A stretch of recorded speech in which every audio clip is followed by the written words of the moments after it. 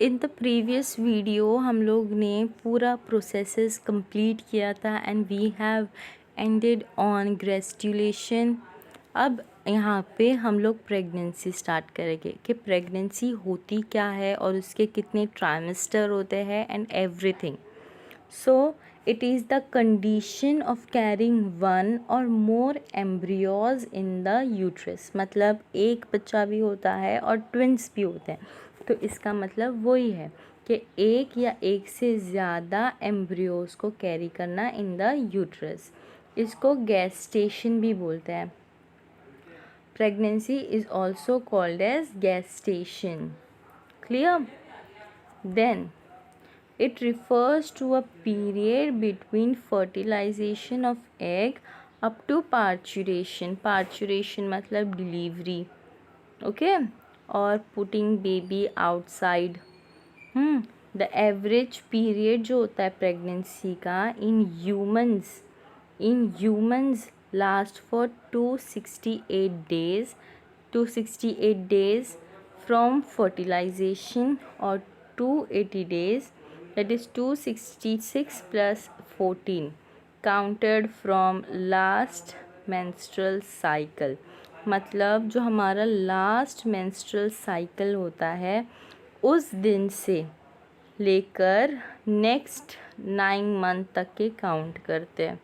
9 month plus जो last menstrual cycle है वो, उसको मिला के जो डिलीवरी की डेट होती है कि इस डेट पे डिलीवर होगा या पार्चुरेशन होगा, वो इस तरीके से काउंट करते हैं।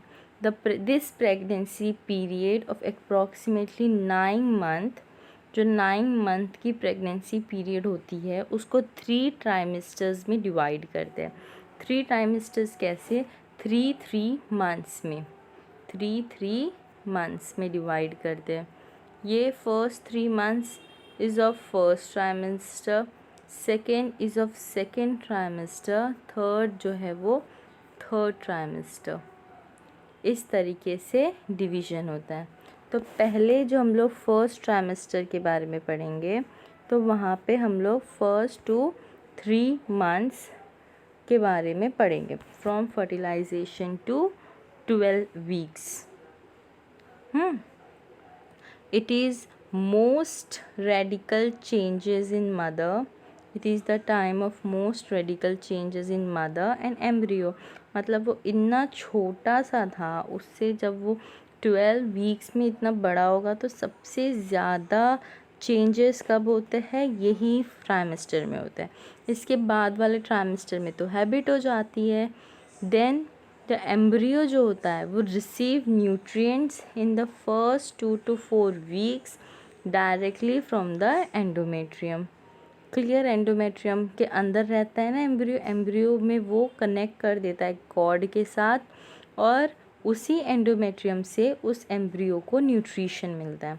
फिर by the end of 8 weeks, जब 8 वीक्स एंड हो जाते हैं, major structure found in adult are formed in the embryo.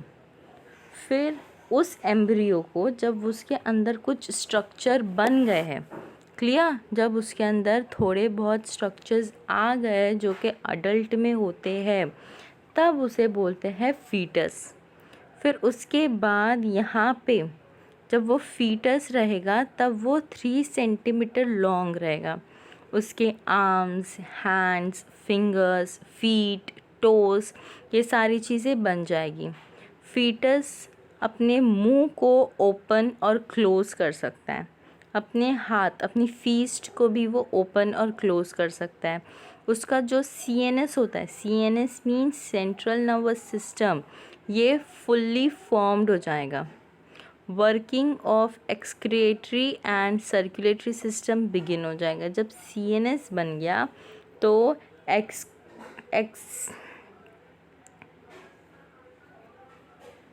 excretory system and circulatory system.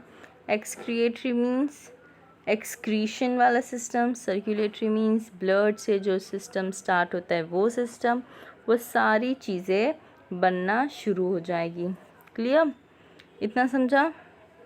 Then उसके बाद इसमें सबसे मेन चीज़ होती है कि हार्ट बीट जो होती है can be heard from 6th week, ये याद रखना, 6th वीक से हार्ट बीट हर्ड होती है। पर प्रोजेस्टेरॉन लेवल हाई हो जाता है, मेंस्ट्रुअल साइकिल बंद हो जाती है। प्रोजेस्टेरॉन टाइप ऑफ हार्मोन है, मेंस्ट्रुअल साइकिल जो है वो बंद हो गई। फिर उसके बाद जब फर्स्ट ट्राइमेस्टर एंड होता है तो फीटस जो होता है वो 7 to 10 सेंटीमीटर लॉन्ग होता है। क्लियर? मदर्स की बॉडी अंडरगोज रैपिड चेंजेस, जैसे कि हाई लेवल ऑफ प्रोजेस्टेरॉन के वजह से उसका रिप्रोडक्टिव सिस्टम में बहुत ज़्यादा चेंजेस होते हैं। जो उसका मैटरनल पार्ट होता है, मतलब प्लेसेंटा होता है, वो ग्रो होता है। प्लेसेंटा क्या होता है हम लोग आगे पढ़ेंगे, तो उसके बारे में ज़्यादा टेंशन मत लो। फिर यूट्रस जो होता है वो एनलार्ज होता है। फिर इस पीरियड में मदर को मॉर्निंग सिकनेस होती है। Morning sickness is important term. Morning sickness जैसे जब वो सुबह के वक्त सो के उठती है तो उसको नौजिया होता है, मतलब अजीब जैसे हरकतें होती है, गिडीनेस होता है, उसे वॉमिटिंग होती है, फिर उसको मूड स्विंग्स होते हैं। इस सब तरीके, ये सब चीज़ें फर्स्ट ट्राइमेस्टर में होती है। फिर उसके बाद सेकंड ट्राइमेस्टर आता है। सेकंड ट्राइमेस्टर का टाइमिंग होता है फ्रॉम 13 to 26th वीक। ये it is the rapid growth of foetus. इस पीरियड में फीटस बहुत ज़्यादा जल्दी ग्रो होता है। जो उसका यूट्रस होता है वो बहुत ज़्यादा ग्रो हो जाता है, फीटस बहुत ज़्यादा एक्टिव होता है और 30 सेंटीमीटर तक के वो ग्रो कर देता है। फिर डेवलपमेंट ऑफ ब्रेन का डेवलपमेंट सेकेंड ट्राइमेस्टर में स्टार्ट होता है। देन उसके बाद hormone level stabilise as HCG declines. जो HCG होती है अब ये वुमेन की बॉडी में नहीं होगी। देन उसके बाद कॉर्पस लूटियम, जो कॉर्पस लूटियम था वो पूरी तरीके से बंद हो जाता है। Placenta completely takes over the production of progesterone which maintains the pregnancy। मतलब प्रोजेस्टेरॉन इतना ज़्यादा इम्पॉर्टेंट है कि अब वो पूरे तरीके से प्लासेंटा को बना दिया और अब वो प्रेगनेंसी के लिए हर वो चीज़ें जो इम्पॉर्टेंट है हर वो चीज़ें करता है और प्रेगनेंसी को मेंटेन करता है। जब अल्ट्रासाउंड कराते हैं एट 18 to 20 वीक्स, वो बेबी का ग्रोथ शो करता है, बेबी का पोजीशन शो करता है। Babies movement can be easily felt by the mother. उसका हेयर, आईब्रो, आईलैशेस ये सब अपीयर होता है। पिना मतलब ईयर होता है, ये पिने का मतलब होता है ईयर। उसका कान भी अच्छे तरीके से डिस्टिंक्ट हो जाता है। फिर जो बेबी होता है वो reaches half the size of the newborn, मतलब जितना न्यूबॉर्न का साइज़ होता है वो बेबी उतना अचीव कर चुका है। फिर लास्ट ट्राइमेस्टर आता है जो कि थर्ड ट्राइमेस्टर है या फिर फाइनल ट्राइमेस्टर बोल दो। तो इसमें क्या होता है, वो बेबी वो ग्रो करता है to about 3 to 4 kg in weight. Remember 3 to 4 kg in weight. और अब उसका लेंथ है 50 सेंटीमीटर। उसकी आईज़ ओपन होती है, उसका बॉडी वेट बढ़ता है और जैसे फिटस ग्रो होता है यूट्रस, मदर का यूट्रस एक्सपांड होता है। मदर का एब्डोमिनल ऑर्गन वो कंप्रेस्ड हो जाते हैं, मतलब अंदर दब जाता है और यूट्रस एक्सपांड होता है। फिर उसके वजह से जब एब्डोमिनल ऑर्गन्स जब दब जाता है उसी वजह से बार बार यूरिनेशन करने के जैसा लगता है मदर को। उसे ऐसे लगता है कि मुझे यूरिन आ रही है, या फिर हंसते बैठते उसको यूरिन निकल जाता है। ये सारी चीज़ें मदर की बॉडी में चेंजेस होते हैं। फिर उसका जो डाइजेस्टिव सिस्टम होता है वो भी थोड़ा इम्प्रॉपर हो जाता है। फिर उसके बैक में स्ट्रेन्स होते हैं, मतलब दर्द होता है। फिर जब एंड होता है थर्ड ट्राइमेस्टर का, तो फीटस फुल्ली डेवलप्ड होता है और अब वो रेडी है पार्चुरेशन के लिए। पार्चुरेशन मतलब डिलीवरी के लिए। क्लियर? यहाँ पे अपना थर्ड ट्राइमेस्टर कंप्लीट होता है। फिर प्लासेंटा के बारे में मैंने बोला था, प्लासेंटा के बारे में हम लोग आगे पढ़ेंगे। सो यर प्लासेंटा क्या होता है? Placenta, it is a flattened discoidal organ in the uterus of the mother women. मतलब ये एक फ्लैटेंड ऑर्गन है मदर के वुमेन में। यहाँ पे दिख रहा है प्लासेंटा। उसके बाद जो प्लासेंटा होता है एक temporary structural and functional connection होता है between the foetal and the mother, maternal circulation. उसके बाद जो placenta facilitate supply of oxygen and nutrient. फिर जो कार्बन डाइऑक्साइड है वो भी रिमूव होता है। Excretory waste produced by the foetus वो भी इसी के ज़रिए रिमूव हो रहा है।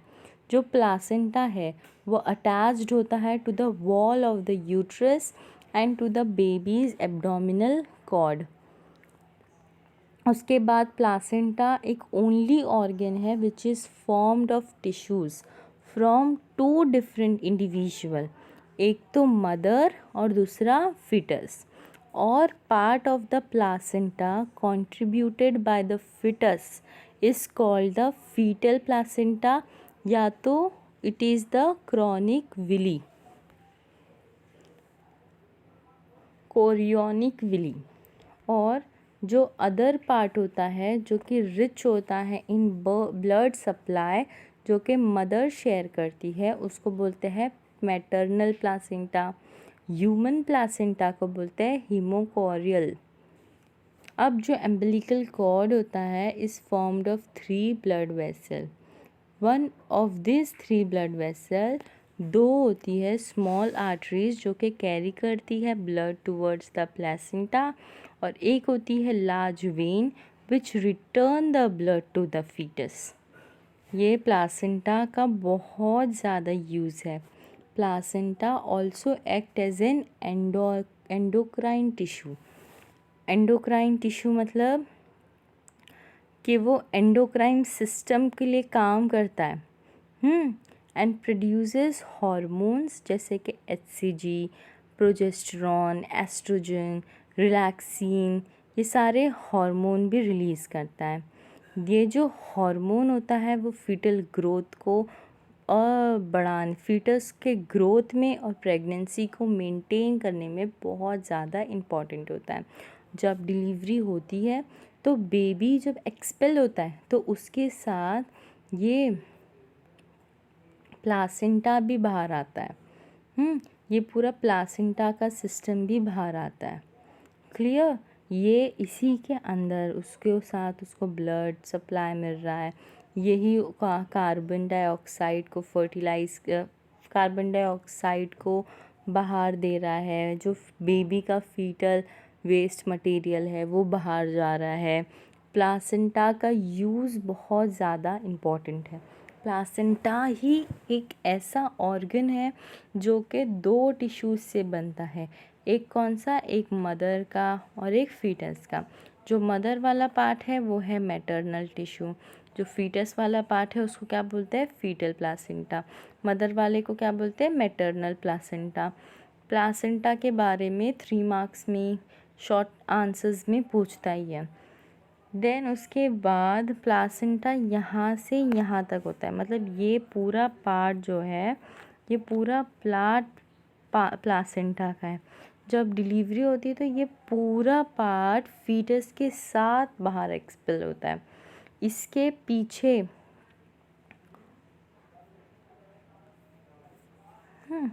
इसके पीछे एक मिनट, हाँ, इसके पीछे जो एब्डोमिनल ऑर्गन्स होते हैं वो सारे दब जाते हैं। इसी के वजह से वुमेन को बार बार यूरिनेट करने का जैसा लगता है। फिर इसका एक बार डायग्राम देखो क्लियरली। ये हो गया यूट्राइन वॉल, ये है यहाँ से लेके यहाँ तक प्लासेंटा। यहाँ पे ब्लड वेसल्स है, दिख रहा है। मैंने अभी बताई थी ना कितने ब्लड वेसल्स कनेक्टेड होते हैं एम्बिलिकल कॉर्ड से। Umbilical cord is formed of 3 blood vessels. इसके अंदर 3 ब्लड वेसल्स है। एम्बिलिकल कॉर्ड 3 ब्लड वेसल से बनता है। जो 2 होते हैं वो स्मॉल आर्टरीज होते हैं जो कि कैरी करते हैं ब्लड को टू द प्लासेंटा, और जो एक लार्ज वेन होती है वो रिटर्न करता है ब्लड को टू द फीटस। ये चीज़ बहुत इम्पॉर्टेंट है। देन उसके बाद ये प्लासेंटा हो गया, ये यूट्राइन वॉल हो गया। ये जो इसके अंदर है ये है विली। फिर ये जो है ये इंट्राविलस स्पेस है, विली की स्पेस है। ये दिख रहा है, ये 3 है, 2 ब्लैक 1 रेड। ये है अम्बिलिकल कॉर्ड, ये 3 वायर्स दिख रहे हैं ना, क्योंकि 3 ब्लड वेसल से बना है अम्बिलिकल कॉर्ड। यहाँ पे है, ये है एमनियोटिक सैक। सैक मतलब थैली, थैली जहाँ पे फीटस रहता है उस थैली के अंदर होता है, सैक के अंदर होता है एमनियोटिक फ्लूइड। जो बाहर का लेयर है वो है कोरियन। फिर यहाँ पे जो है वो है एमनियन। यहाँ पे कंप्लीट होता है हमारा प्लासेंटा। देन अब नेक्स्ट होता है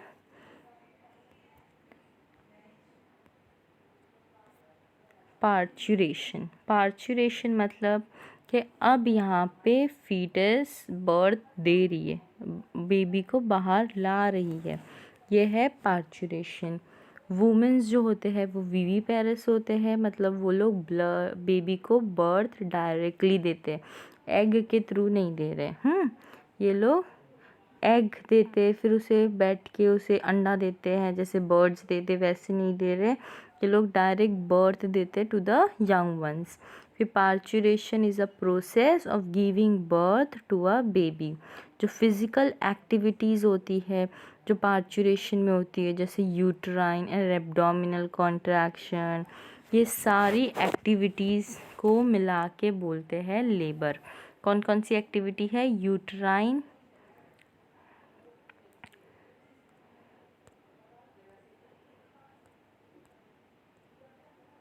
कौन कौन सी एक्टिविटी? यूट्राइन और एब्डोमिनल कॉन्ट्रैक्शन। ये जो यूट्रस में होता है वो अपने आप को कॉन्ट्रैक्ट करता है, मतलब सुखाड़ता है, ताकि वो प्लासेंटा और फीटस बाहर एक्सपल हो। फिर जो सर्विक्स होता है वो डायलेट होता है, डायलेट मतलब बड़ा होता है। फिर वहाँ से बेबी का पासेज होता है। ये सबको कलेक्टिवली बोलते हैं labour. Labour is accompanied by a localised sensation, मतलब ऐसा दर्द जहाँ पे बहुत ज़्यादा पेन हो, कॉन्ट्रैक्शन हो, डायलिटेशन हो, डिस्कम्फर्ट हो, ये सारे को बोलते हैं लेबर पेन। ये सारे न्यू टर्म्स तो नहीं होंगे, पहले कहीं ना कहीं सुने ही होंगे। फिर इसके अंदर 3 स्टेजेस हैं। पहला स्टेज है डायलिटेशन स्टेज, जहाँ पे डायलिटेशन होता है। Uterine contraction begins from the top, ऊपर से। ये जो यूट्रस, ये सर्विक्स है, ये सर्विक्स है, यहाँ पे से यूट्राइन का कॉन्ट्रैक्शन स्टार्ट होता है। फिर उसके बाद वो सर्विक्स के तरफ पुश करता है। फिर कॉन्ट्रैक्शन जो होता है वो पेन के साथ होता है, और उसके साथ ब्लड वेसल्स भी कंप्रेस होते हैं। ऑक्सीटोसिन इंड्यूस करता है यूट्राइन कॉन्ट्रैक्शन को। फिर उसके बाद baby is pushed down in the uterus. उसका हेड जो होता है वो सर्विक्स के अगेंस्ट होता है। ये है सर्विक्स, ये है हेड। ये सारा थियोरी पार्ट है, अच्छे से एकदम सुनो, you will get understand, it's very easy. फिर सर्विक्स, ये जो सर्विक्स है ये डायलेट हुआ, अब जाके ये सर्विक्स के बारी आई। ये सर्विक्स डायलेट होता है इस तरीके से। ये सर्विक्स डायलेट, फर्स्ट स्टेज में कॉन्ट्रैक्शन हो रहा है और सर्विक्स डायलेट हो गया। अब जो वजाइना है वो भी सेम डायलेटेशन दिखाता है। फिर जो स्टेज ऑफ लेबर, ये जो स्टेज है लेबर का, can normally last up to few hours. मतलब जो ये स्टेज होता है ये थोड़े आवर्स तक रह सकता है सर्विक्स डायलेटेड। जो वुमेन नली पेरस होती है, इट मीन्स कि जिनका फर्स्ट बेबी होता है उनमें ये स्टेज ज़्यादा टाइम तक रहेगा। और जो वुमेन मल्टी पैरस होती है, मल्टी पैरस मीन्स जिनके पहले से 2-3 बच्चे हो चुके हैं, 2-3 डिलीवरीज हो चुकी है, उनमें ये स्टेज फटाफट होगा। ओके, फर्स्ट वुमेन जो कि नली पैरस है, जिसका फर्स्ट बेबी है, उसे दुख होगा, उसे पेन होगा, ज़्यादा पेन होगा as compare to multiparous women के लिए। उसके बाद यहाँ पे जो एमनियोटिक मेम्ब्रेन्स होती है फीटस की, जो एमनियोटिक फ्लूइड है वो रप्चर होता है। फिर सेकेंड स्टेज पे आते, तो सेकेंड स्टेज में यूटराइन और एब्डोमिनल कॉन्ट्रैक्शन होता है।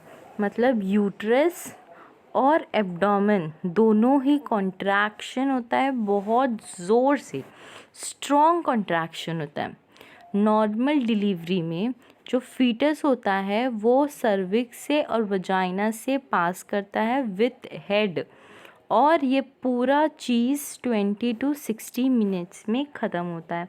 सेकेंड स्टेज में बेबी बाहर आ रहा है और जो अम्बिलिकल कॉर्ड होती है फिर उसे टाई करते हैं, मतलब उसे बांधते हैं, and then it is cut off close to the baby's navel. Baby का जो अम्बिलिकस होता है वहाँ पे उस अम्बिलिकल कॉर्ड को कट करते हैं। फिर जब बेबी बाहर आ गया, पहले स्टेज में क्या होता है, कॉन्ट्रैक्शन हुआ, सर्विक्स डायलेट हो गई। सेकेंड स्टेज में बेबी बाहर आ गया, एक्सपल हो गया सर्विक्स और वजाइना से। फिर थर्ड स्टेज में जब बेबी बाहर आ गया आफ्टर द डिलीवरी, देखो यहाँ पे आफ्टर द डिलीवरी जब बेबी बाहर आ गया तो उसका placenta separates from the uterus and is expelled out as afterbirth. मैंने बोली थी प्लेसेंटा भी बाहर आता है बेबी के साथ।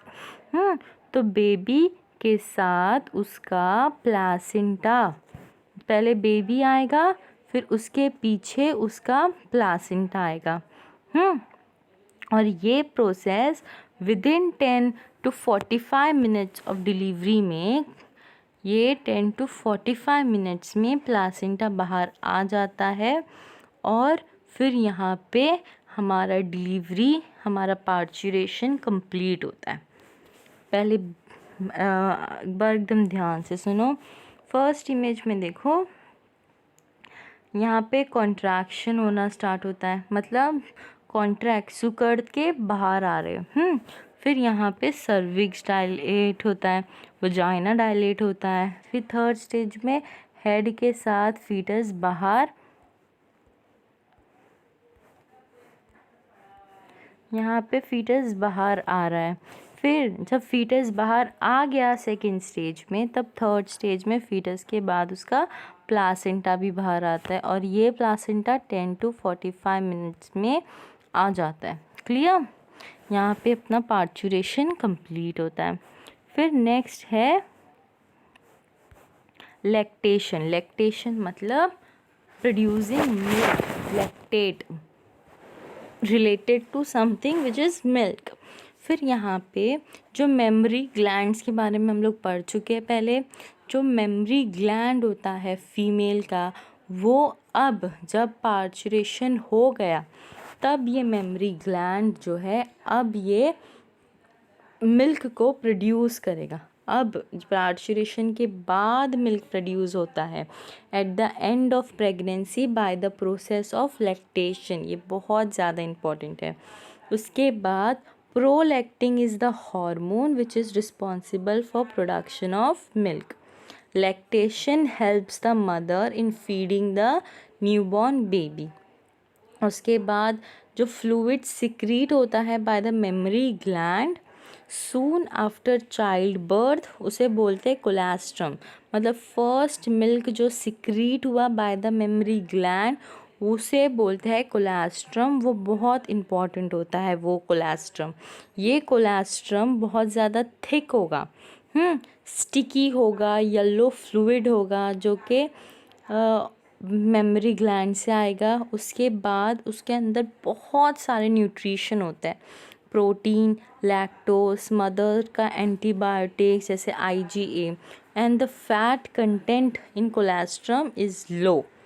फिर ये कोलेस्ट्रम बेबी को देना बहुत इम्पॉर्टेंट होता है।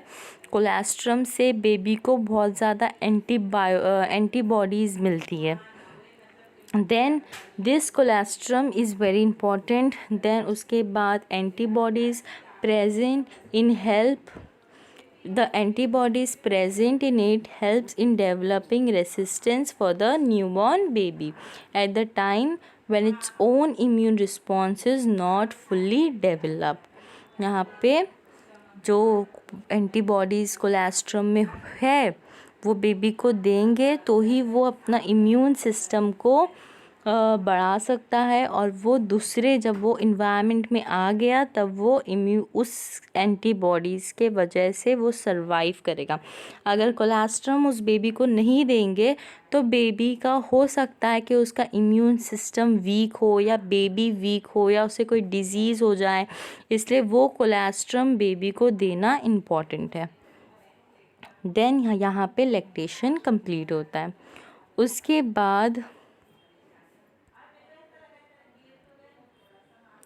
बाद आता है रिप्रोडक्टिव हेल्थ।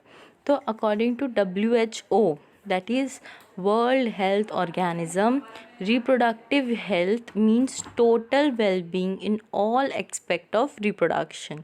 मतलब पूरे तरीके से, नॉट ओनली मेंटली और फिज़िकली, हर तरीके से अगर कोई इंसान हेल्दी है तो उसे बोलते हैं टोटल वेलबींग।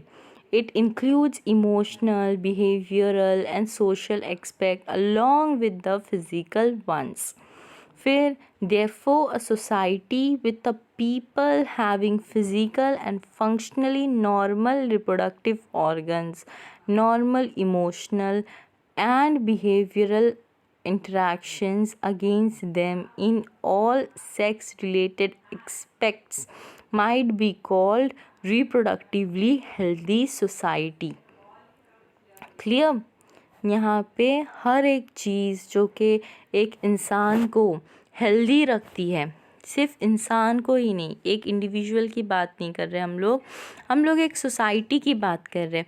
तो सोसाइटी में जो एक पीपल होते हैं, जो लोग हैं, वो लोगों का हेल्थ कैसा है, सिर्फ हेल्थ ही नहीं, कोई लोग दिखते अच्छे पर उनका इमोशनली वो लोग वीक होते हैं, डिप्रेस्ड होते हैं, तो वैसे लोगों की बात नहीं कर रहे हम लोग ऐसे लोगों की बात कर रहे हैं जो कि फिज़िकली भी हेल्थ है, इमोशनली भी हेल्थ है, सोशल भी हेल्थ है, फाइनेंशियली भी हेल्दी है। हम एक ऐसे लोगों की बात कर रहे हैं। एक सोसाइटी में ऐसे जब लोग होते हैं जो कि लोग नॉर्मल बिहेव करते हैं, जो लोगों का इमोशनली उन लोगों का स्ट्रॉन्ग है, उनके सारे सेक्स ऑर्गन्स अच्छे से फुल्ली डेवलप्ड है, ऐसे लोगों को ग्रुप को बोलते हैं रिप्रोडक्टिवली हेल्दी सोसाइटी। फिर उसके बाद ये आता है कि एक ऐसा प्रोग्राम्स गवर्नमेंट रिलीज़ करती है जहाँ पे वो लोग एक ऑर्गेनिज़म बनता है और ऑर्गेनाइजेशन बनता है, और वो ऑर्गेनाइजेशन ये सोसाइटी को सेव करती है, इनको आगे बढ़ाती है, इनके लेवल को इम्प्रूव करती है। उनके जितने काम पेंडिंग होते हैं या फिर हेल्थ रिलेटेड या उनके और सेक्स ऑर्गन्स रिलेटेड जिनको कोई प्रॉब्लम है, वो सारे रिलेटेड प्रॉब्लम्स वो सोसाइटी या वो ऑर्गेनाइजेशन सॉल्व करती है। ये जो ग्रुप होता है ये आता है under reproductive and child health care, इसे बोलते हैं RCH, reproductive child health care programme. Clear, students? Or India was among the first few countries in the world to initiate action plans and programs at a national level to improve reproductive health. Then all these improved programs cover wider areas related to reproduction. These programs are currently in operation under the reproductive and child health care programs, मतलब child health care programmes. Then फिर इसके कोई goals वगैरह है, और फिर आपके text book में दिए हुए कुछ वेज़ है, कुछ सोसाइटीज़ है, जो लोगों का काम दिया हुआ है कि कैसे लोग ने STD को, एड्स को, ये सारी बीमारी को लोगों ने दूर किया और क्या वो लोग ने अवेयरनेस लाई। तो ये सारी चीज़ें आप लोग रीड कर लेना आपके टेक्स्ट बुक से, टेक्स्ट बुक में बहुत अच्छे से दी हुई है। This is all theory part. तो अभी हम लोग नेक्स्ट टॉपिक पे जाते हैं, दैट इज़ बर्थ कंट्रोल। अब जो बर्थ कंट्रोल मेजर्स है which deliberately prevent fertilization as referred to as contraceptives. Birth control होना बहुत इम्पॉर्टेंट है। एक लिमिटेड अमाउंट में ही पॉपुलेशन आनी चाहिए, अगर उससे ज़्यादा आ जाती है तो वो पॉपुलेशन हो जाती है, वो बहुत ज़्यादा हाईली पॉपुलेटेड हो जाता है। फिर लोग उतने फाइनेंशियली, पेरेंट्स उतने फाइनेंशियली अच्छे नहीं होते कि वो लोग इतने सारे बच्चों को पाल सके। तो ऐसे लोग जिनको फर्टिलाइजेशन नहीं चाहिए, वो लोग एक प्रिवेंटिव मेजर्स लेते हैं, कॉन्ट्रासेप्टिव यूज़ करते हैं। उस वर्ड को बोलते हैं कॉन्ट्रासेप्टिव। तो कॉन्ट्रासेप्टिव मेथड जो होता है, it help to prevent unwanted pregnancies. An ideal contraceptive method be easily available, user friendly, effective, with no और एटलीस्ट साइड इफ़ेक्ट। मतलब एक इजी, फ्रेंडली और इफ़ेक्टिव कॉन्ट्रासेप्टिव भी आजकल आ गई है, जिसके बिल्कुल भी साइड इफ़ेक्ट नहीं होगी या तो थोड़े तो हो गए। और कॉन्ट्रासेप्टिव मेथड्स जो होते हैं वो 2 टाइप के होते हैं, टेम्पररी एंड परमानेंट। अब इस वीडियो में हम लोग यहीं पे स्टॉप करते हैं क्योंकि टाइम अप हो गया है। In the next video we will continue from the temporary methods of contraceptive. Thank you.